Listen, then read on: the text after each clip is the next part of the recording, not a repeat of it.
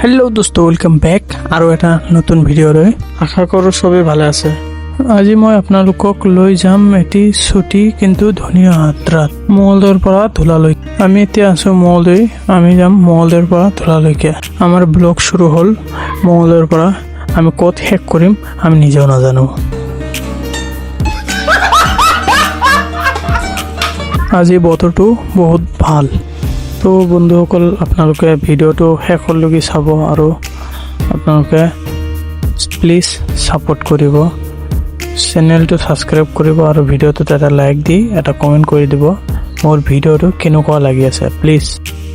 এতিয়া মেইন মুদ্দাটো কওঁ, মই হলো এটা নিউ কন্টেন্ট ক্ৰিয়েটাৰ। তো মই মটো ব্লগ বনোৱা ষ্টাৰ্ট কৰিছোঁ। তো কেনেকুৱা কৰি অডিয়েন্সৰ লগত কথা ক'ব লাগে মই নাজানো, হয়তো বহুত ডাঙৰ মটো ব্লগাৰৰ নিচিনা মই কথাবিলাক জমাব পৰা নাই। তো তাকো যদি আপোনালোকৰ তাতে ভাল লাগিছে, মই এটা নতুন কন্টেন্ট ক্ৰিয়েটাৰ হয়, এটা লাইক কৰি দিব।